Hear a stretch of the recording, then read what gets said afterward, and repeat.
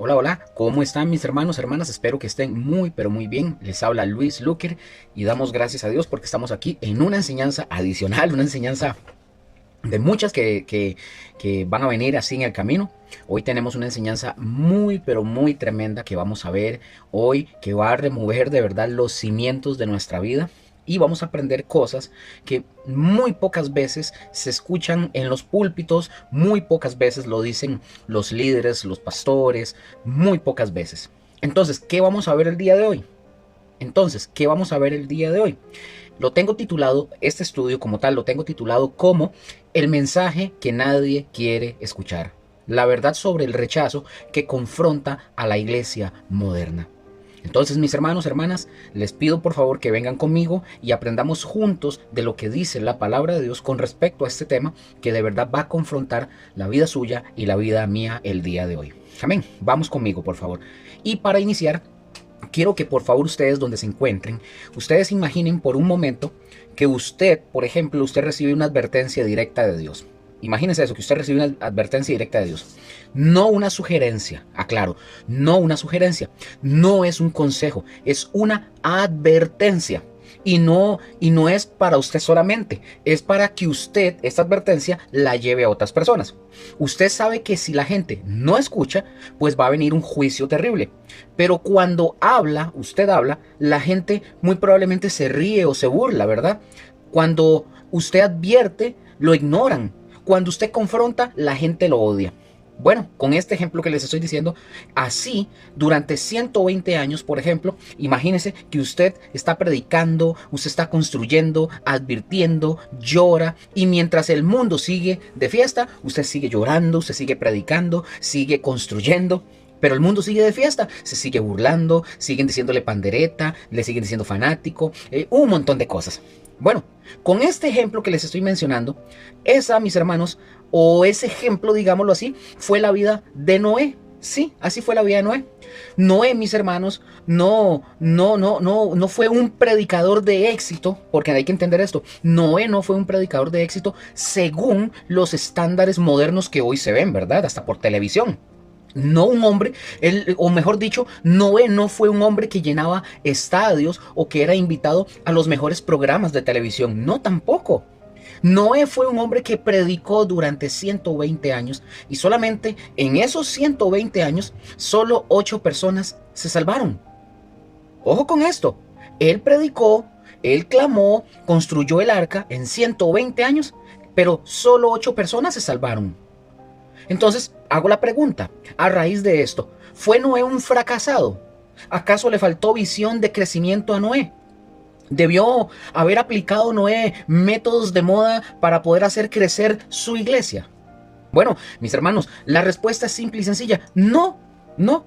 Y esa respuesta, mis hermanos, confronta todo lo que la iglesia moderna ha convertido en éxito el día de hoy. Exactamente como lo está oyendo.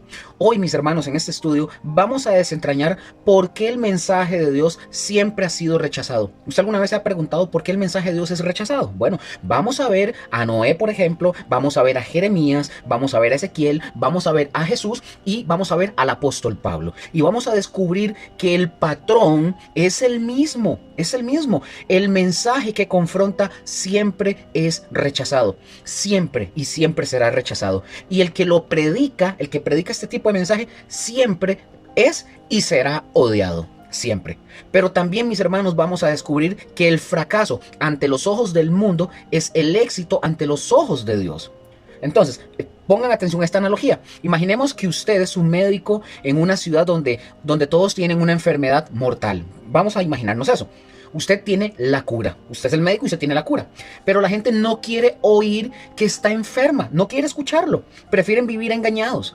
Cuando usted les dice la verdad lo llaman alarmista, le dicen negativo, le dicen que está falto de amor. Bueno, así fue Noé, mis hermanos, así fue Jeremías, así fue Jesús y así será toda aquella persona que predique el verdadero evangelio. Ajá, en serio, así lo vamos a ir viendo desde ya. Vamos a ver la primera sección para entrar ya en el tema.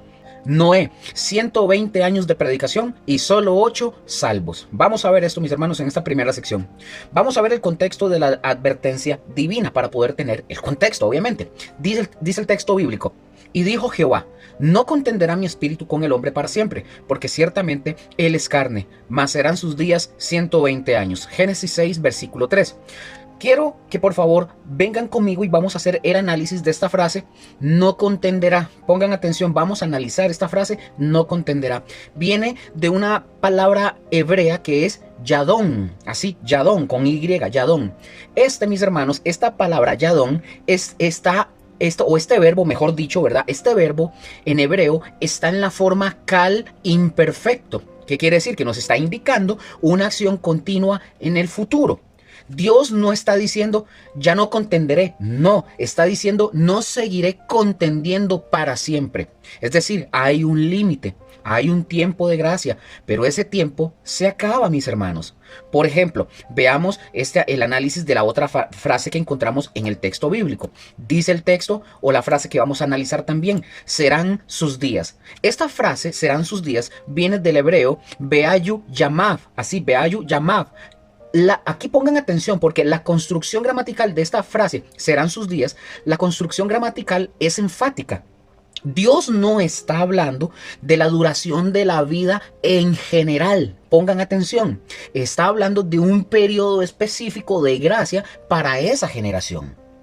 Quiero aquí hacer una aclaración, ¿verdad? Que es una aclaración crucial sobre los 120 años que menciona este versículo 3 de Génesis. Pongan atención.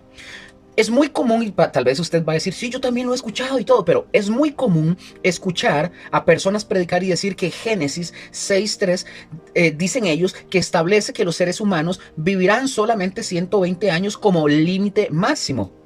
Pero mis hermanos, esta interpretación no se sostiene a la luz de la escritura. ¿Por qué, Luker? Porque después del diluvio, hombres, por ejemplo, como Sem hombres como Sem vivieron 600 años. Ustedes lo van a encontrar y lo pueden leer en Génesis capítulo 11, versículo del 10 al 11. Abraham, por ejemplo, vivió 175 años. Génesis 25:7. Si Dios, mis hermanos, hubiera establecido un límite de 120 años para toda la humanidad, estos hombres lo habrían violado, hubieran violentado este mandato de Dios. Además de todo esto, mis hermanos, la estructura gramatical del hebreo apoya la interpretación de que estos 120 años que menciona el versículo 3 son un periodo de gracia, no un límite de vida. La frase en hebreo o la frase en español que encontramos, serán sus días, en el hebreo que acabamos de ver, que es Beayu Yamav, se refiere única y exclusivamente en el contexto a los días de la generación contemporánea de Noé, no a la humanidad en general. Dios les está dando a esta generación de la época de Noé, les está dando 120 años, ¿verdad?, para arrepentirse antes de que venga el juicio. 120 años, ya Dios lo había establecido. Ahora, Luker, por favor, díganos, ¿qué evidencia bíblica respalda esto que usted está diciendo? Con mucho gusto, Génesis 6.3 dice el texto, serán sus días 120 años. El contexto, mis hermanos, inmediato es el juicio venidero. Dios no está hablando de la biología humana, está hablando de cuánto tiempo más va a esperar antes de enviar el diluvio.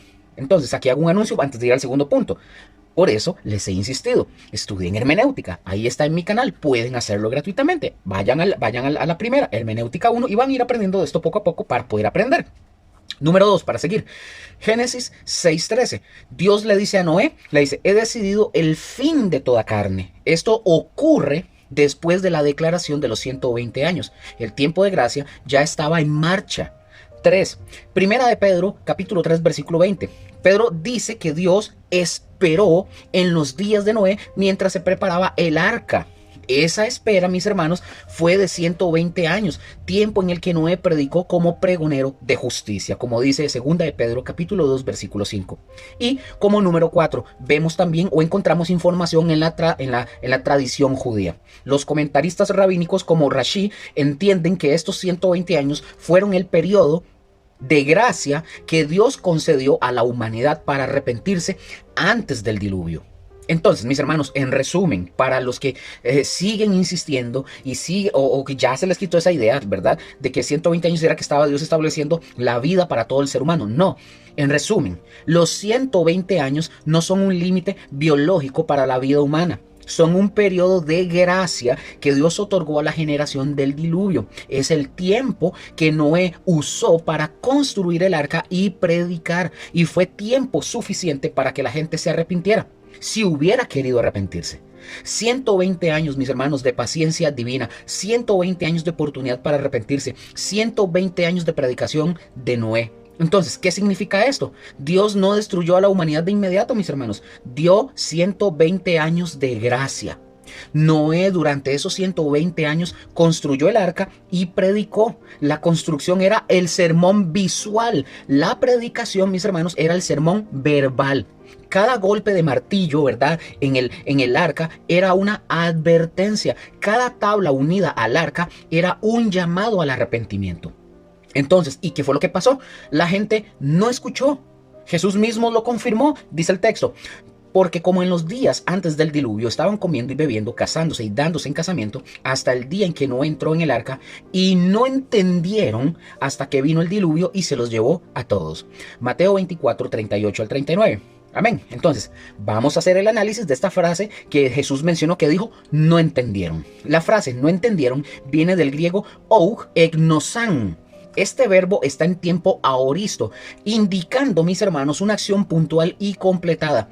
No es que no estaban entendiendo, es verdad, gradualmente, es que nunca entendieron. La palabra griega ginosko implica un conocimiento que lleva a la acción, es decir, ellos no quisieron conocer la verdad. Así de simple. Entonces, veamos a Noé como pregonero de justicia, dice el texto bíblico. Y si Dios no perdonó al mundo antiguo, sino que guardó a Noé, pregonero de justicia, con otras 7 personas, trayendo el diluvio sobre el mundo de los impíos. Segunda de Pedro 2:15. Aquí, mis hermanos, vamos a hacer el análisis de la palabra pregonero. La palabra pregonero, mis hermanos, viene de una palabra griega que es kerix. Kerix, así como suena, kerix. Esta palabra griega, mis hermanos, no significa simplemente predicador, no, obviamente en el sentido moderno. Un kerix era un heraldo oficial investido con autoridad pública, que transmitía los mensajes de los reyes, de los magistrados o de los príncipes. No era un opinólogo, no era un conferencista motivacional, no, era el portavoz del rey. Su mensaje no era negociable, su autoridad no era discutible. Eso quiere decir kerix, un heraldo oficial. Ahora, para poder entender a Noé como un heraldo, vamos a entenderlo.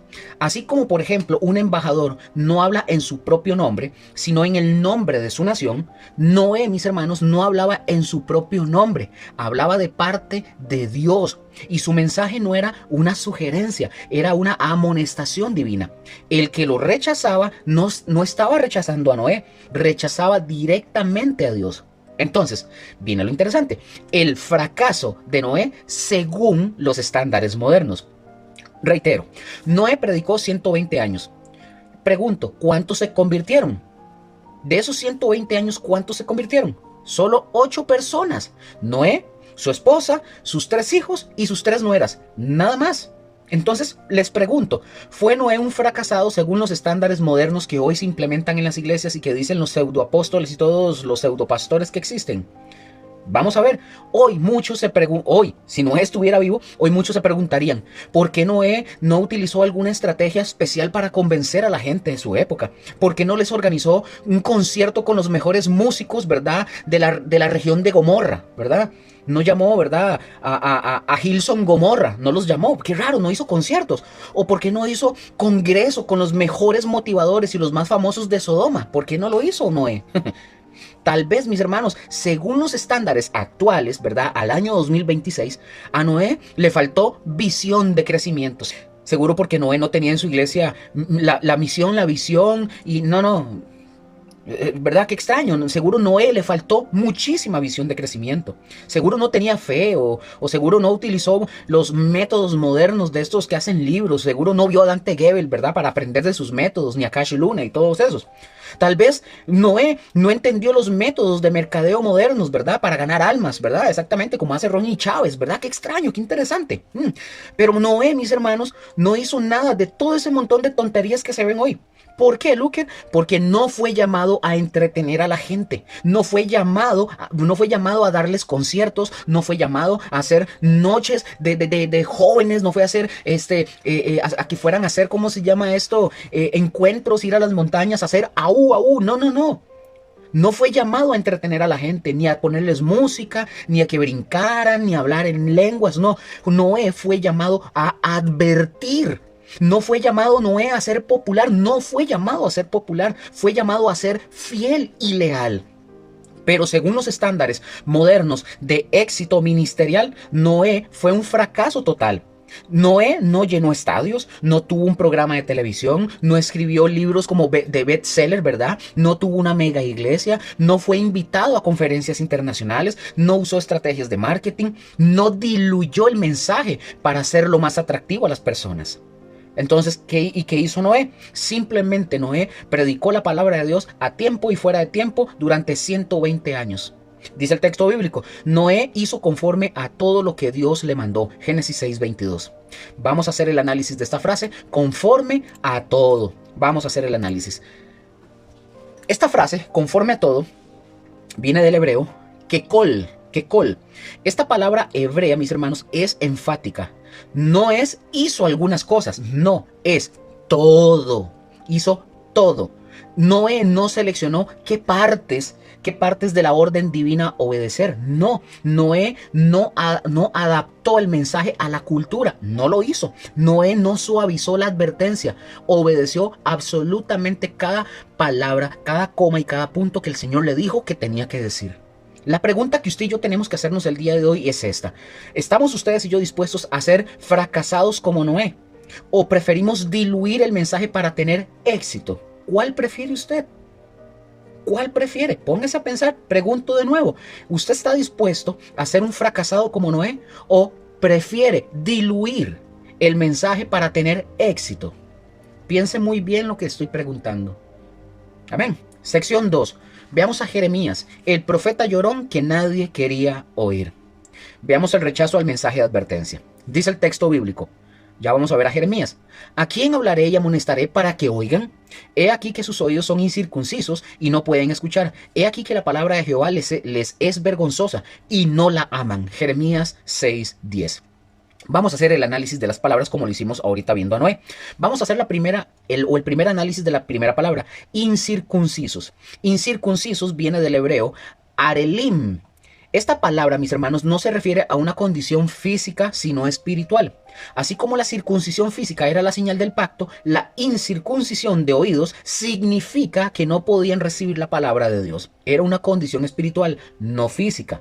Amén. Esa es la primera. Veamos la segunda frase. Análisis de les es vergonzosa. Esta viene de una palabra hebrea que es lecherpa. Lecherpa. Así. Esta palabra significa oprobio, deshonra u ofensa. Cualquiera de estas puede significar esta palabra. La palabra de Dios no les era indiferente a estas personas, como lo está mencionando aquí el profeta Jeremías. Les ofendía. ¿Y por qué, Luker? Porque les confrontaba, la palabra de Dios los confrontaba, porque les mostraba y desnudaba su pecado, porque les estaban diciendo la verdad de su condición. Amén. Otro análisis de otra palabra. No la aman. La frase no la aman viene del hebreo lo chefetsu. Lo chefetsu. El verbo chafetz significa deleitarse, tener placer o desear. Es decir, ellos no querían la palabra de Dios. No era que no la entendieran, era que no la amaban. Y si no amaban la palabra, ¿cómo pueden amar a Dios, que es la palabra hecha carne? No se puede simplemente. Entonces, veamos el mensaje que confronta. El mensaje que confronta siempre es rechazado. Siempre es rechazado. Por ejemplo, mis hermanos, Jeremías fue uno de los profetas más fieles de la historia. Y también uno de los más rechazados. Fue encarcelado, fue humillado, fue perseguido. Y la pregunta del millón: ¿y cuántos se convirtieron bajo el ministerio del profeta Jeremías? Casi nadie, mis hermanos. Entonces pregunto, ¿fue Jeremías un fracasado? Bueno, según los estándares modernos, ¿verdad?, que hoy se utilizan, sí fue un fracasado según los estándares modernos. Pero según Dios, fue un completo éxito Jeremías. Porque la fidelidad no se mide por los resultados, se mide por la obediencia. Amén. Dice el texto: preguntad por las sendas antiguas, cuál sea el buen camino, y andad por él, y hallaréis descanso para vuestra alma. Mas dijeron: no andaremos. Jeremías 6:16. Y nuevamente, mis hermanos, vamos a hacer análisis de la siguiente frase. La frase que vamos a analizar es sendas antiguas. Esta frase viene del hebreo netivot olam, que literalmente significa caminos eternos. No son métodos nuevos, mis hermanos, no son estrategias innovadoras, son las verdades eternas de Dios que nunca cambian. Y la gente dijo, y respondiendo a Jeremías o a Dios, no andaremos. La pregunta que ustedes y yo tenemos que hacernos es, ¿estamos ustedes y yo dispuestos a predicar las sendas antiguas aunque la gente diga no andaremos? ¿O preferimos predicar mensajes modernos que la gente quiera oír? Bueno, usted tendrá que analizar eso. Ahora, vamos a ver los falsos profetas y el mensaje diluido. Dice el texto, y curan la herida de mi pueblo con liviandad, diciendo, paz, paz, y no hay paz. Jeremías 6:14. Vamos por favor a hacer el análisis de esta palabra con liviandad. Esta palabra con liviandad o esta frase con liviandad viene de una frase griega que es al-nekalá. Esta palabra, mis hermanos, significa superficialmente o a la ligera. Cualquiera de estas dos puede significar. Es decir, mis hermanos, los falsos profetas no confrontaban el pecado, lo minimizaban, no llamaban al arrepentimiento, daban falsa paz. Vamos a ver ahora el análisis de esta palabrita, paz, paz. Esta viene del hebreo shalom, shalom. La repetición en esta palabra es sumamente enfática, pero es una paz falsa. Es la paz que viene de no confrontar el pecado. Es la paz de un mensaje diluido. Es la paz de un evangelio sin cruz. Hoy, mis hermanos, y quiero que entiendan, porque hoy esto se ve, hoy este mismo fenómeno sucede y ocurre en la iglesia el día de hoy, en pleno siglo XXI. Hay pastores que dicen paz, paz, cuando en realidad no hay paz, que no confrontan el pecado, que diluyen el mensaje, que predican lo que la gente quiere escuchar, no lo que necesitan escuchar.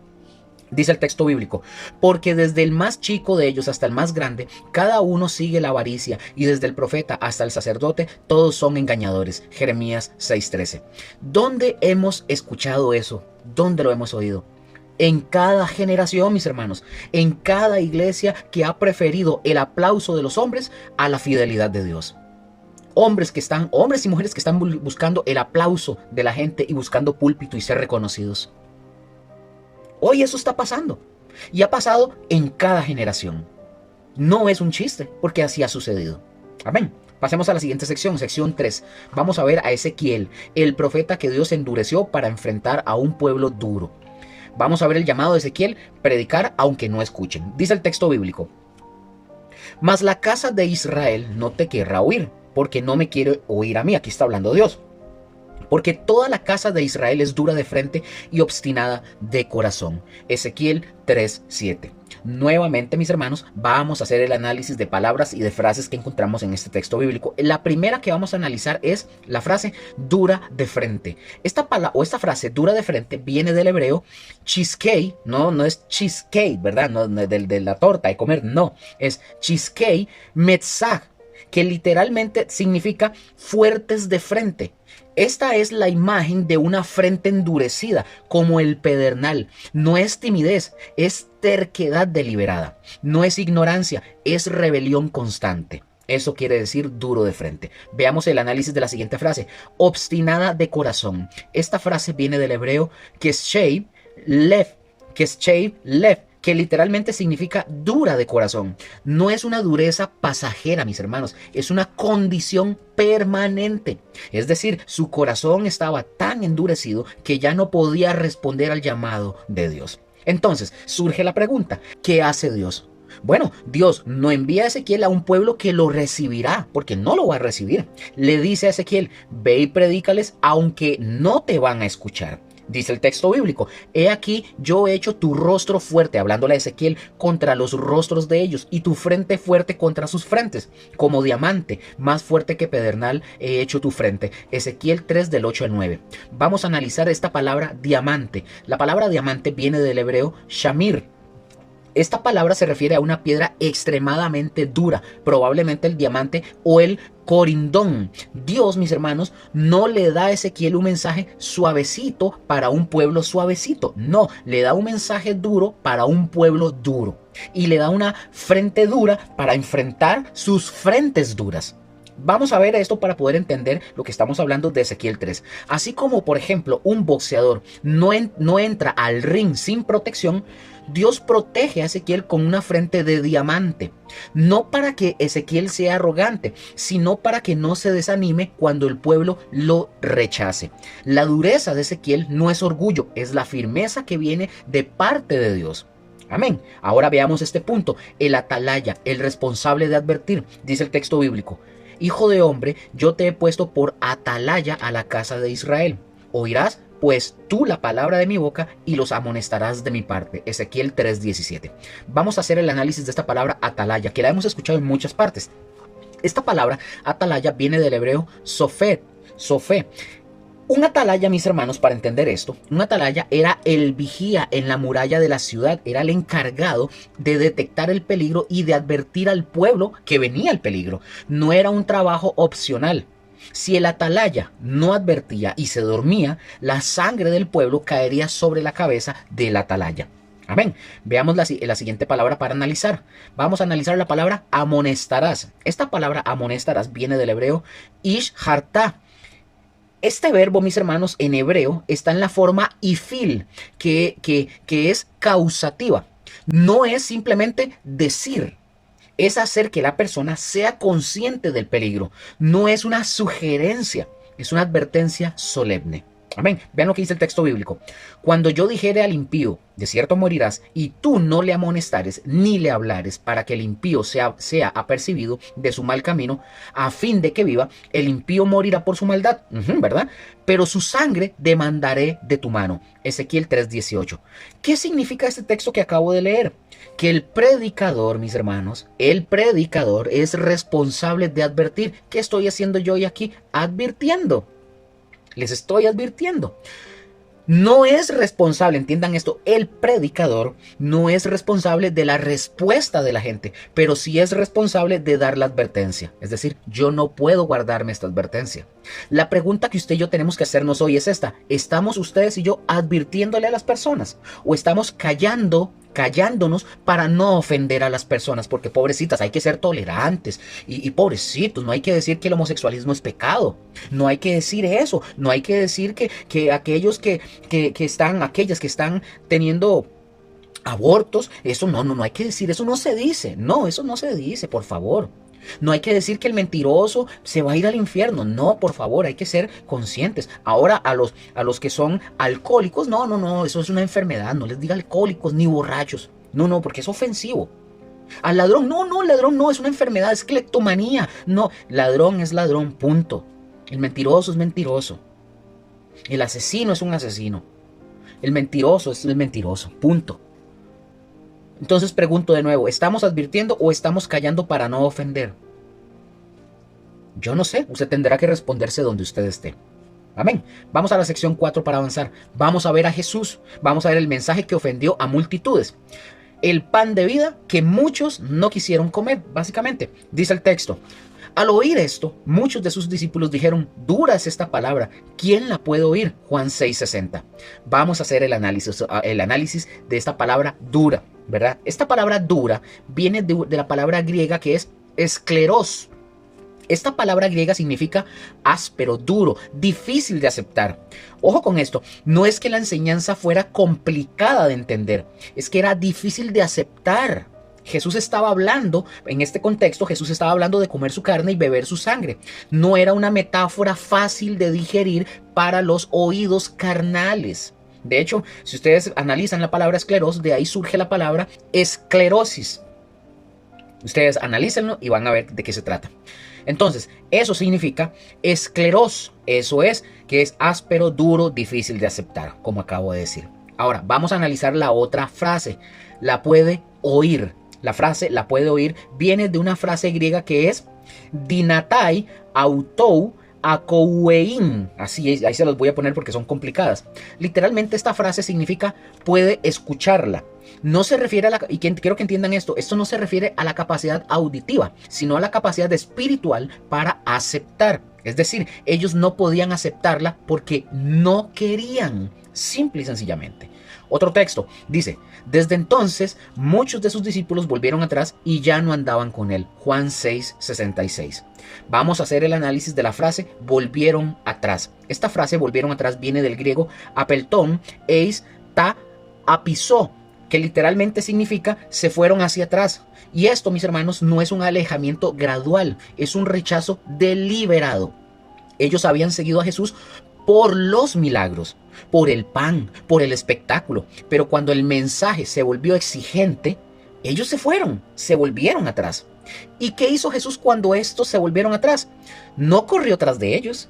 Jesús no se fue detrás de ellos. Jesús no diluyó el mensaje. No les dijo a ellos, esperen, esperen, chicas, no se me vayan. No era tan literal lo que yo estaba diciendo. No, Jesús no hizo eso. Jesús los dejó irse. Y aquí quiero darles una lección a ustedes. Sí, a ustedes. Y a muchos líderes que han olvidado esto que voy a mencionar. Jesús, mis hermanos, los dejó ir. Jesús los dejó que se fueran. Jesús no corrió tras estos discípulos que se fueron. Jesús no los persiguió. Jesús no les rogó que se quedaran. Y esto es algo que muchos pastores, muchos líderes, por favor, y presten atención, que muchos líderes hoy han olvidado. Hay una tendencia hoy muy peligrosa en el liderazgo cristiano moderno, convertirse en policías o guardianes de personas que no quieren ser cuidadas. Hay pastores que pasan días, semanas y meses persiguiendo a personas que han demostrado una y otra vez que no quieren ser pastoreadas. Personas que han sido llamadas, han sido visitadas, han sido exhortadas y que han respondido con indiferencia, desinterés o incluso desprecio. ¿Y qué pasa? ¿Y qué pasa? Los pastores terminan agotados, frustrados y en muchos casos terminan manipulados. ¿Por qué, Luker? Porque estas personas han aprendido a usar la atención pastoral como un sustituto del compromiso genuino. Ustedes no saben cuántas veces yo he anunciado y he dicho, tenemos reunión el domingo aquí presencial, están invitados a venir. Hay gente que ve los estudios y ven las prédicas. Les vale, no quieren. No quieren, se les ha invitado, vengan aquí. Yo he dicho varias veces, si alguien dice, yo quiero, que vengan a mi casa al estudio bíblico y aquí lo hacemos en algún momento, alguna tarde, yo les digo cuándo y a qué hora lo podemos hacer el sábado, que yo tengo el tiempo libre, a tal momento. La gente no quiere. Veamos, para hablar de esto que estamos hablando, el ciclo de la manipulación de estas personas, hablando cómo manipulan incluso a los pastores. La persona, por ejemplo, número 1, la persona recibe atención. El pastor la busca, el pastor la llama, la visita y la exhorta. Muy bien. Número 2, la persona se siente amada y cuidada, pero sin dar el paso al compromiso, al servicio, al servicio y a la congregación, o sea, venir a la congregación. Número 3, cuando el pastor deja de perseguir a la persona porque hay otras ovejas que también necesitan atención y que sí están comprometidas, ¿verdad? Porque el pastor comienza a darse cuenta que está descuidando a los que sí quieren ser pastoreados. Número 4, la persona se ofende y comienzan a decir que el pastor es un hipócrita, que solo tiene favoritos, que ya no las llama y que ya no cumple con su deber pastoral. Eso no es un pastor. Número 5, y el pastor carga con la culpa, sintiendo el pastor que ha fallado, que no fue suficiente y el pastor piensa y siente que debió de haber hecho más. Pero mis hermanos, volvemos a la historia. Jesús no operó, no funcionó de esa manera. Jesús les predicó la verdad a estas personas y les dijo lo que necesitaban escuchar, no lo que ellos querían oír. Y cuando muchos de ellos se ofendieron, Jesús, ¿qué hizo? Los dejó irse. No los persiguió, no les rogó, no se sintió culpable, porque sabía que la responsabilidad del pastor es predicar la verdad, no forzar a nadie a quedarse. Vean lo que dice el texto. Dijo entonces Jesús a los 12, ¿queréis acaso iros también vosotros? Jesús les dijo, chicas, ¿se sienten ofendidas? Se pueden ir también. Juan 6:67. Jesús no estaba, quiero que entiendan, Jesús no estaba despidiendo a los 12, estaba probando su lealtad, pero también Jesús estaba dejando claro que el seguimiento es voluntario. Nadie es obligado a quedarse, nadie es forzado a ser discípulo. Esto yo lo he enseñado muchas veces. ¿Y cuál es la lección el día de hoy con este tema? Usted no es responsable de las personas que no quieren ser pastoreadas. Usted es responsable de predicar la verdad y ofrecer cuidado. Pero si alguien rechaza ese cuidado una y otra vez, usted no está obligado a perseguirlo indefinida o perseguir a esta persona indefinidamente. Dos, hay una diferencia entre perseguir y pastorear. Pastorear es guiar a los que quieren ser guiados.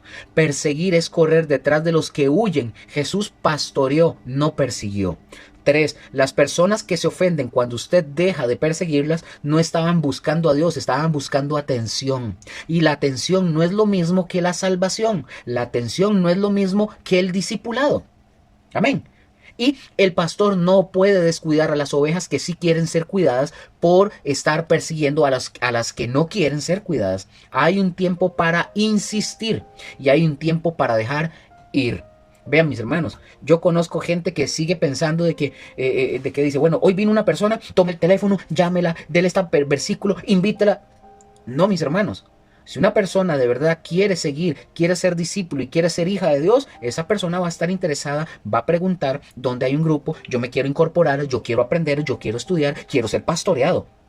Pero la gente anda detrás de gente que llegan un domingo, hacen una oración, ¿verdad? Un repetitiva, luego van ese domingo, luego pasa toda la semana, viene el siguiente domingo, ya no volvieron nunca más. Y la gente, ¿qué pasó? Llámelo, es que hay que consolidarlos. Mis hermanos, una persona que es nacida de nuevo genuinamente, inmediatamente va a entender que necesita ser pastoreado, necesita ser guiada, dirigida, instruida, enseñada. Y a veces muchas personas dan esas luces de que yo quiero preguntar. Usted puede preguntar a una persona, mira, tenemos esto. Les voy a contar un ejemplo de donde nosotros estábamos anteriormente. Cuando se hacía un llamado, ¿verdad? El pastor hacía un llamado para orar por las personas que habían aceptado a Cristo, ¿verdad? Él decía, bueno, vayan los líderes detrás de ellos y cuando terminen, llévenlos a una habitación que estaba a un lado y ahí llenen los documentos con el nombre. No estoy diciendo que sea malo, aclaro.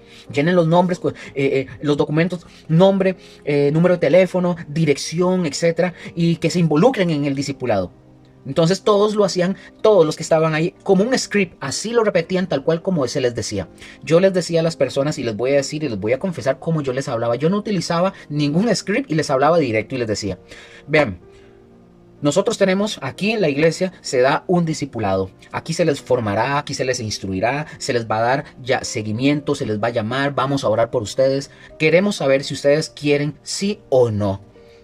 ¿Por qué? Y yo les decía a ellos, ¿por qué se los digo así y sin ofender? Porque no queremos hacerlos perder el tiempo ni que ustedes nos hagan perder el tiempo a nosotros. Si ustedes hoy hicieron una oración y ustedes creyeron firmemente en que ustedes hoy son hijos de Dios, se arrepintieron y están con el Señor, pues tomen una decisión. Van a involucrarse sí o no y no nos hagan perder el tiempo ni lo vamos a hacer perder a ustedes. Y si ustedes van a poner el nombre suyo, la información, el teléfono para que los llamen, díganos, si queremos que nos llamen, si queremos que oren por nosotros, queremos ser instruidos. Si no quieren, por favor, sin temor, sin vergüenza, sin nada de eso, solo dígame, yo no estoy interesado y yo respeto su decisión. Puede venir a la iglesia cuando usted quiera, no pasa nada, tranquilo. Pero así debería ser. Pero la gente, número, y detrás hay que perseguirlos. No, mis hermanos, no se trata de eso. Por ejemplo, vean como dijo el apóstol Pablo, como dijo el apóstol Pablo, dice, por tanto, velad acordándoos que por 3 años, de noche y de día, no he cesado de amonestar con lágrimas a cada uno. Hechos 20:31. Pablo amonestó, sí, pero también dijo, yo estoy limpio de la sangre de todos. Hechos 20:26. ¿Por qué? Porque él predicó todo el consejo de Dios. No retuvo nada. Si la gente no quiso escuchar, lo mismo que acabo de decir del ejemplo, como yo les decía a las personas, si la gente no quiso escuchar, la responsabilidad era de ellos, no del apóstol Pablo. Así que, mis hermanos, si usted ha estado persiguiendo a personas que no quieren ser pastoreadas, que no quieren estar en la iglesia, que no quieren ser discipuladas, deténgase. No por dureza, sino por sabiduría. Invierta su tiempo y energía en los que sí quieren crecer, en los que sí quieren ser discípulos, en los que sí responden a la palabra. Mis hermanos, no pierda tiempo. No estoy diciendo que no ore por ellos. Ore por ellos, por supuesto que hay que hacerlo. Pero no pierda tiempo. Enfoque su tiempo, sus esfuerzos y todo su recurso en aquellos que sí quieren. Jesús, mis hermanos, dejó ir a los que se fueron y se quedó con los que se quedaron. Y con ellos, con esos que se quedaron, Jesús cambió el mundo. Dice el texto, dijo entonces Jesús a los 12, ¿queréis acaso iros también vosotros? Juan 6:67. Veamos esto para poder entender Juan 6:67. Jesús no estaba despidiendo a sus discípulos, estaba probando la lealtad de ellos. Les está diciendo, el mensaje es duro, la mayoría se ha ido, ustedes también quieren irse. Y Pedro le responde a Jesús y le dice, Señor, ¿a quién iremos? Si solo tú tienes palabras de vida eterna. Juan 6:68. Pero mis hermanos, hoy la iglesia moderna ha invertido esta dinámica. En lugar de predicar el mensaje duro y dejar que la gente decida, diluimos el mensaje para que la gente no se vaya. Y así, mis hermanos, llenamos iglesias con personas que nunca han escuchado el verdadero evangelio. Mis hermanos, Jesús confrontó a los religiosos. Dice el texto, vosotros sois de vuestro padre el diablo, y los deseos de vuestro padre queréis hacer. Juan 8:44. Entonces pregunto, ¿qué predicador moderno el día de hoy se atrevería a decirle eso a las personas? La mayoría preferiría decir, Dios te ama y tiene un plan maravilloso para tu vida y te quiere exitoso, sano y próspero. Pero Jesús llamó a los fariseos y les dijo, hijos del diablo. ¿Por qué? Porque los confrontaba, porque les decía la verdad, porque no les daba un mensaje diluido. Dice el texto, ¿por qué no entendéis mi lenguaje? ¿Por qué no podéis escuchar mi palabra? Juan 8:43. Voy a analizar esta palabra o esta frase, no podéis. Esta viene del griego ou dinasté. Y esta frase en el griego no es una incapacidad física, es una incapacidad moral. No pueden escuchar porque no quieren escuchar. Su corazón está tan endurecido que la palabra no puede penetrar en sus corazones. Así de sencillo es lo que está diciendo Jesús. Amén. Vamos a la siguiente sección, sección 5. Vamos a ver a Pablo, el apóstol que se volvió enemigo por decir la verdad. Veamos el mensaje que ofendió a los Gálatas. Dice el texto, me he hecho pues vuestro enemigo por deciros la verdad. Gálatas 4:16. Vamos a hacer el análisis de la palabra enemigo. Viene de una palabra griega que es ektros. Esta palabra, mis hermanos, ektros, no significa simplemente oponente, significa hostil, adversario. El apóstol Pablo no está exagerando, está describiendo la realidad. Había personas en la iglesia de Galacia que lo veían como enemigo porque les había dicho la verdad y los ofendió. Veamos esto para entender Gálatas 4:16. Así, por ejemplo, como un médico que diagnostica una enfermedad mortal, ¿verdad?, puede ser visto como enemigo por el paciente que no quiere oír la verdad. Entonces, mis hermanos, Pablo fue visto como enemigo porque confrontó el error en esta iglesia. Pero el verdadero enemigo, mis hermanos, no es el que dice la verdad, es el que miente para que la gente se sienta bien y cómoda. ¿Qué era lo que había pasado? Pablo había predicado el evangelio de la gracia y los gálatas lo habían recibido con gozo. Muy bien, pero después llegaron los judaizantes, falsos hermanos que se habían infiltrado en la iglesia para espiar la libertad que tenemos en Cristo Jesús a fin de esclavizarlos. Véanlo en Gálatas 2:4. Y les dijeron, necesitan la ley además de la gracia. Le dijeron los judaizantes. ¿A qué le suena eso el día de hoy? A los de las raíces hebreas, estos mesiánicos que andan en este plan, cristianos que salieron de la iglesia, que llevaron un curso de actualización con un pseudo rabino que también era pastor antes y cosas así. Bueno, es lo mismo. Les exigían estos la circuncisión, la observancia de las fiestas judías y el cumplimiento de la ley mosaica como condición para ser verdaderos cristianos. Y los gálatas, tristemente, se desviaron. Como tristemente, hoy muchos cristianos se han desviado por caer en estas ideas. Y aquí, mis hermanos, viene una pregunta. ¿Quiénes eran los judaizantes? Quiero que entiendan esto. La palabra judaizante viene del verbo griego ioudaisen, que significa vivir según las costumbres judías. Eso es lo que significa. El apóstol Pablo utiliza este término en Gálatas 2:14 cuando confronta al apóstol Pedro por obligar a los gentiles a judaizar. Los judaizantes, mis hermanos, no eran simplemente judíos que amaban su herencia, eran falsos maestros como el día de hoy que enseñaban que la fe en Cristo no era suficiente, que había que añadir las obras de la ley para ser salvos. La doctrina de ellos era una mezcla de gracia y obras, una perversión del evangelio que el apóstol Pablo condenó enérgicamente en Gálatas. Vean la respuesta de Pablo, dice el texto, sabiendo que el hombre no es justificado por las obras de la ley, sino por la fe de Jesucristo, nosotros también hemos creído en Jesucristo para ser justificados por la fe de Cristo y no por las obras de la ley, por cuanto por las obras de la ley nadie será justificado. Gálatas 2:16. Y Pablo añadió con contundencia, dice, no desecho la gracia de Dios, pues si por la ley fuese la justicia, entonces por demás murió Cristo. Cuando dice por demás es como decir, en balde murió Cristo. Si, dice, pues si por la ley fuera la justicia, en balde o por nada murió Cristo Jesús.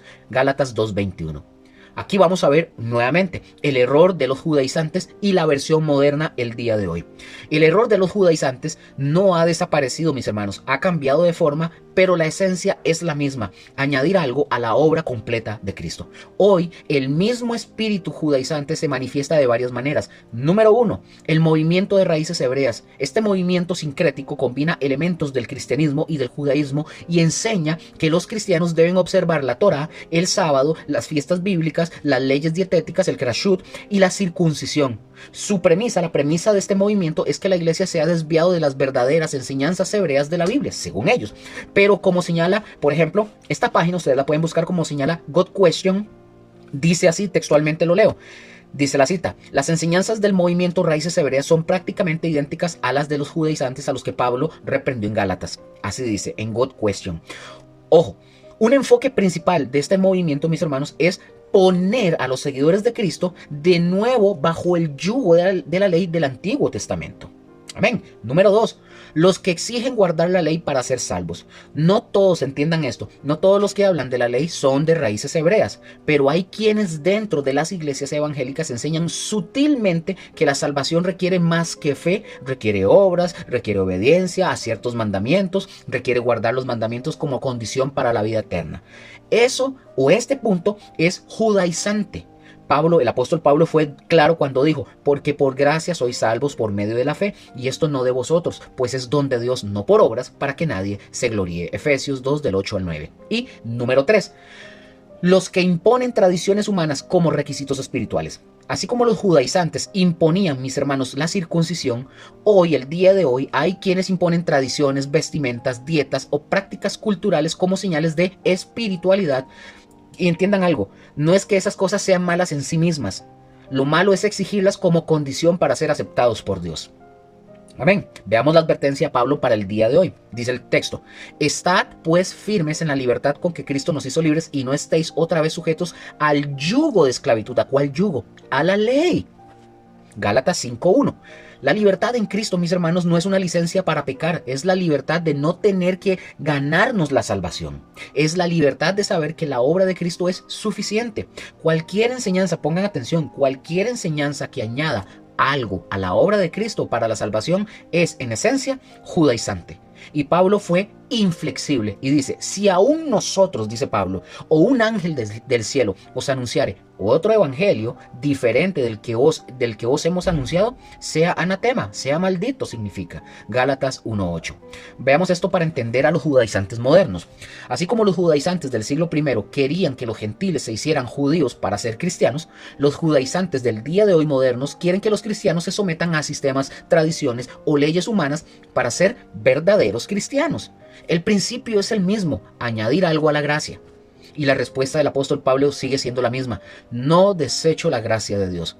Pablo no les dijo, bueno, si eso a ustedes los hace felices, pues sigan adelante. No, los confrontó y les dijo, ¿quién os fascinó para no obedecer la verdad? Gálatas 3:1. Y les dijo, ojalá fuesen cortados los que os perturban. Gálatas 5:12. Eso, mis hermanos, no es amor según los estándares modernos, es confrontación, es verdad, es el evangelio. Pablo no buscaba el favor de los hombres, dice el texto, pues ¿busco ahora el favor de los hombres o el de Dios? ¿O trato de agradar a los hombres? Pues si todavía agradara a los hombres, no sería siervo de Cristo. Gálatas 1:10. Vamos a ver este análisis de esta palabra favor, que viene del griego peito. Este verbo significa persuadir, ganar el favor o complacer. El apóstol Pablo nos está diciendo, no estoy tratando de complacer a la gente, estoy tratando de complacer a Dios. La pregunta en esto que usted y yo tenemos que hacernos el día de hoy es, ¿a quién estamos tratando de complacer, ustedes o yo? ¿A Dios o a los hombres? Porque no se puede complacer a ambos. Así es simple. Entonces, mis hermanos, quiero hacer una reflexión necesaria para los que predican la verdad en tiempos de apariencia, porque estamos viviendo tiempos de pura apariencia. Quizás, mis hermanos, usted, hermana o hermano, quizás usted está viendo este estudio, quizás usted lo esté viendo, y tal vez usted se ha preguntado, ¿y si yo predico la verdad pero nadie me escucha? ¿Y si yo soy fiel, pero los números no me respaldan? ¿Y si mi ministerio parece un fracaso según los estándares del mundo? Pues déjeme decirle algo a usted para contestarle, algo que quizás a usted nunca nadie le ha dicho. La fidelidad no se mide por la cantidad de oyentes, sino por la calidad de lo que se predica. Lo repito, la fidelidad no se mide por la cantidad de oyentes o de gente que esté viendo este estudio, o la gente que me sigue en el YouTube, o la gente que sigue el canal o el Facebook, o los que ven esto. No, no se mide por eso. La fidelidad se mide por la calidad de lo que se predica. A mí no me interesa, en este caso, por ejemplo, a mí no me interesa si yo tengo 1000, 50,000, 1,000,000 de seguidores. Apenas llevo 100 y pico de seguidores en el canal. Prefiero predicar algo con calidad, que se predique algo con calidad y con verdad, que agradar a la gente. La fidelidad no se mide por la cantidad de oyentes, de seguidores o de likes, sino por la calidad de lo que se predica. Por ejemplo, ya lo vimos al inicio, Noé predicó 120 años y solo 8 personas se salvaron. Según la mentalidad moderna, Noé fue un fracaso. No llenó estadios, no tenía miles de seguidores, ¿verdad? El YouTube de Noé apenas tenía 100 o 50 personas de seguidores. No, tal vez no tenía ninguno. No, Noé no fue invitado a congresos internacionales. El éxito de Noé no se medía por los números, sino por su obediencia.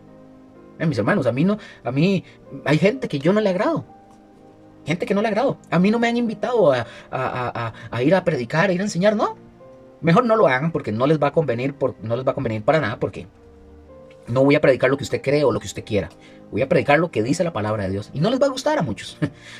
Entonces, como dije, Noé no era invitado a congresos internacionales. Su éxito no se medía por los números, sino por su obediencia. Jeremías, mis hermanos, predicó durante décadas y casi nadie lo escuchó. Lo encarcelaron, lo humillaron, lo rechazaron, pero Dios lo llamó profeta a las naciones. Porque la fidelidad no depende de la respuesta humana, depende de la obediencia divina. Así de simple. Jesús, mis hermanos, también lo vimos. Jesús predicó el mensaje más poderoso de la historia y la mayoría se fue. Ya lo vimos en Juan 6:66. Los que se quedaron fueron solo 12 y uno de ellos, de esos 12, lo traicionó. Pero Jesús no diluyó el mensaje para retener a la multitud. Siguió predicando la verdad aunque la gente se fuera.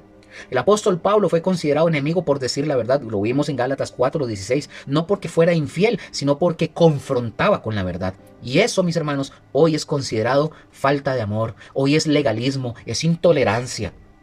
¿Qué está pasando hoy en las iglesias? ¿Qué está pasando hoy en la iglesia? Hoy, mis hermanos, muchos líderes, muchos pastores miden su éxito por cuántos seguidores tienen en redes sociales, cuántas personas asisten a sus eventos, cuántos me gusta reciben en sus publicaciones. La espiritualidad se ha vuelto una cuestión de números, no de fidelidad. Y esto ha creado, mis hermanos, una presión terrible. El temor a ser irrelevante lleva a muchos a diluir el mensaje, a suavizar la verdad, a no confrontar el pecado, a predicar lo que la gente quiere escuchar, no lo que necesita oír. Como dije, yo no tengo tantos seguidores. Yo lo que tengo que hacer es predicar el mensaje con fidelidad, sea que solo tenga 10 seguidores o ninguno. Así de simple. O no les guste. Le pueden dar no me gusta, le pueden dar me gusta, lo que usted quiera. Pero la pregunta aquí, mis hermanos, es ¿a quién estamos tratando de complacer? ¿A quién usted está tratando de complacer? ¿A Dios o a los hombres? Dice el texto. Pues, ¿busco ahora el favor de los hombres o el de Dios? ¿O trato de agradar a los hombres? Pues si todavía agradara a los hombres, no sería siervo de Cristo. Gálatas 1:10. Si usted, mis hermanos o hermana, si usted está predicando la verdad y la gente no responde como usted estaba esperando, no se desanime. Si usted está enseñando la palabra con fidelidad y los números no son impresionantes, usted no se rinda. Si usted está confrontando el pecado y lo llaman legalista, no se detenga. Usted no es responsable de los resultados, usted es responsable de la fidelidad. El que siembra, siembra. El que riega, riega. Pero Dios es el que da el crecimiento. 1 Corintios 3:6. Así que le digo a usted que me está viendo, siga predicando, siga enseñando, siga confrontando y siga siendo fiel. La gente puede no conectarse en vivo como pasa conmigo. Pongo el estudio bíblico, pongo el tiempo de oración. Nadie se conecta. Aparecen ahí de vez en cuando. La gente puede no conectarse en vivo, pero la palabra sigue sembrándose. Usted siga. La semilla no crece en un día. Los frutos no se ven de inmediato, pero la cosecha va a venir. Y mientras tanto, mis hermanos y hermanas, usted estará en el gozo del Señor, no por los números, sino por la fidelidad. Porque un día, cuando el Señor regrese, y regresará, no le va a preguntar o no preguntará cuántos te seguían en el YouTube, cuántos te seguían en Facebook y te daban like. No, Jesús preguntará, fuiste fiel, fuiste un siervo fiel. Y el que haya sido fiel, aunque solo haya sido en lo poco, oirá la palabra más hermosa que un siervo puede escuchar. Dice, bien, siervo bueno y fiel, sobre poco has sido fiel, sobre mucho te pondré. Entra en el gozo de tu Señor. Mateo 25:21. Amén. Vamos avanzando, mis hermanos. Vamos a la siguiente sección, el 6. El patrón que se repite. ¿Por qué siempre es igual? El mensaje que confronta, mis hermanos, siempre es rechazado. Ya hemos visto, mis hermanos, el patrón una y otra vez. Noé predicó 120 años y solo 8 se salvaron. Jeremías predicó y fue encarcelado, humillado y rechazado. Ezequiel predicó a un pueblo que no quería oír. Jesús predicó y la mayoría se fue y lo crucificaron. Y 5, Pablo predicó y fue considerado enemigo. ¿Por qué, Luker? Porque el mensaje de Dios confronta. Es el mensaje de Dios, mis hermanos. La gente no quiere entender eso, pero es ofensivo, es violento, porque ofende el verdadero mensaje, no el que diluyen en las iglesias, que tal vez usted escucha y todo muy bonito, pero no importa. Yo tengo aquí servidores que viven en unión libre, otros que viven con cuestiones ahí extrañas, pero los tengo sirviendo y tocando hasta ahí, cantando y de todo, bueno. ¿Por qué diluyen el mensaje? Porque no quieren ofender a la gente, no los quieren disciplinar. El mensaje de Dios confronta, mis hermanos, y la gente no quiere ser confrontada. Veamos esto para entender el patrón. Exactamente así como un espejo muestra nuestras imperfecciones y a veces nosotros preferimos no ver el espejo, la palabra de Dios muestra nuestro pecado y a veces preferimos no escucharla, no vernos en el espejo de la palabra. El problema no es el espejo, es nuestra reacción a lo que estamos viendo. Y la iglesia moderna ha invertido el patrón. Hoy, el día de hoy, muchos predicadores hacen exactamente todo lo contrario. En lugar de confrontar, consuelan falsamente. En lugar de advertir, animan sin base. En lugar de predicar arrepentimiento, predican autoestima. En lugar de llamar al pecado por su nombre, lo disfrazan. En lugar de ser fieles a Dios, buscan el favor de los hombres. Dice el texto bíblico, porque vendrá tiempo cuando no soportarán la sana doctrina, sino que, teniendo comezón de oír, se amontonarán maestros conforme a sus propias concupiscencias y apartarán de la verdad el oído y se volverán a las fábulas. Segunda de Timoteo 4, del 3 al 4.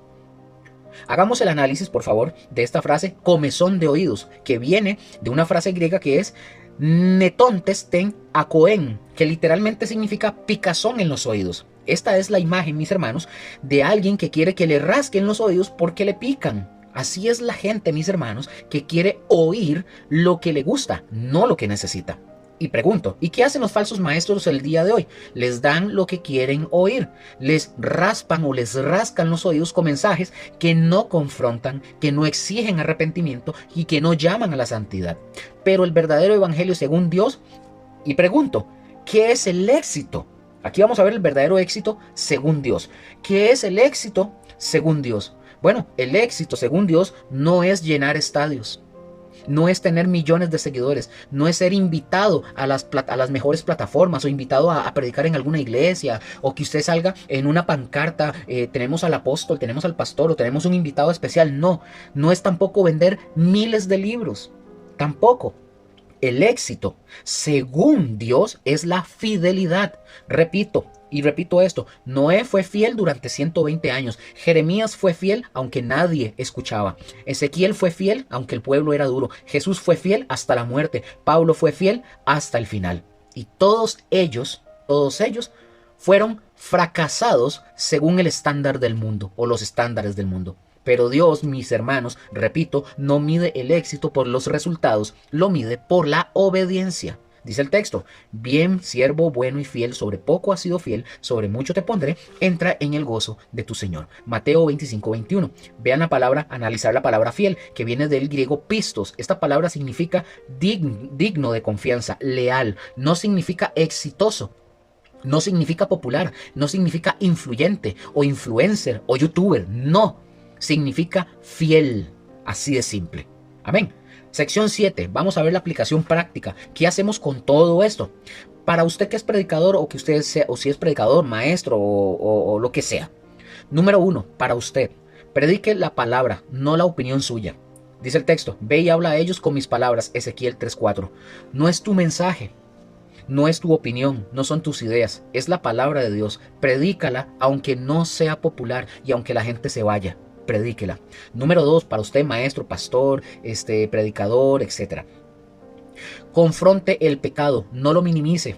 El pecado es pecado, punto. No lo disfrace, no lo suavice, no lo llame error, no lo llame debilidad, no lo llame forma de ser. Llámelo por su nombre. Número 3, no busque el favor de los hombres. El que busca el favor de los hombres no puede ser siervo de Cristo, como lo vimos Gálatas 1:10. Elija a quien usted va a complacer. Número 4, acepte o acepta el rechazo como parte del llamado. Acepte el rechazo como parte del llamado. Si usted es fiel, usted va a ser rechazado. Jesús lo fue rechazado. Pablo fue rechazado. Todos los profetas lo fueron. No se sorprenda de eso. Ahora, para usted que es oveja, creyente, oyente, que usted me está viendo, escuchando, que usted es una persona nada más que va a la iglesia y ya. Número 1, examine lo que usted escucha. No todo lo que se predica es verdad. Examínelo con la escritura, como los bereanos, Hechos 17:11. Número 2, no busque mensajes que a usted lo halaguen. La verdad duele, pero la mentira mata. Prefiera la verdad que confronta antes que la mentira que consuela. Número 3, no rechaces al mensajero porque el mensaje te incomoda. Si el mensaje te confronta, no mates al mensajero. Examina tu corazón. Tal vez el problema no es el mensaje, sino tu propio pecado. Y número 4, dice el número 4, recuerda que el camino angosto es difícil. Dice el texto, entrad por la puerta angosta porque ancha es la puerta y espacioso el camino que lleva a la perdición y muchos son los que entran por ella. Mateo 7:13. Si tu mensaje es popular, tal vez no estás predicando el camino angosto.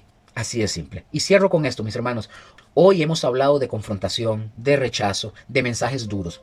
Pero no hemos hablado de la razón por la que estos mensajes se predican. ¿Y por qué se predican? Por el amor a Dios o el amor de Dios. Dios no confronta para destruir, confronta para salvar. No advierte para condenar, advierte para redimir. No envía mensajeros para humillar, los envía para rescatar. La verdad, mis hermanos, es que todos hemos pecado y estamos destituidos de la gloria de Dios, como dice Romanos 3:23. Esa es la confrontación. Pero la buena noticia, mis hermanos, es que Cristo murió por nuestros pecados, como dice Romanos 5:8. Esa es la salvación. ¿Por qué Noé predicó 120 años? Porque amaba a la gente y quería que se salvaran. ¿Por qué Jeremías lloró? Porque amaba a su pueblo y sabía lo que venía. ¿Por qué Jesús fue a la cruz? Porque amó al mundo y dio su vida por él. La confrontación, mis hermanos, no es falta de amor, es la expresión más pura del amor. El amor que no confronta es indiferencia. El amor que no advierte es crueldad. El amor que no dice la verdad es traición. Hoy, mis hermanos, la invitación sigue abierta. El que tiene oídos para oír, oiga. Mateo 11:15. Pregunto, ¿tienes oídos para oír la verdad? ¿O prefieres el mensaje diluido que te hace sentir bien, pero que te lleva a la perdición? Vean, mis hermanos, amigos, amigas, arrepiéntanse y crean en el Evangelio. No porque un predicador se lo esté diciendo, sino porque la palabra de Dios te lo ordena. No porque sea popular, sino porque es la verdad. Jesús viene pronto, mis hermanos, y les pregunto, ¿están ustedes listos? Amén. Mis hermanos, un gusto, un placer. Gracias por este espacio. Analicen bien este estudio, analicen todo lo que hemos hablado, porque de verdad es un mensaje que hay que prestarle mucha atención. Sin más que agregar, mis hermanos, agradezco su tiempo, su espacio. Sigan estudiando, sigan preparándose y sigan adelante. Nos vemos en próximos estudios, en el estudio bíblico los jueves, en los domingos y los lunes en el tiempo de oración también, y en otros estudios que vamos a ir subiendo. Les amamos un montón, sigan adelante y no aflojen. En el nombre de Jesús. Amén. Nos vemos.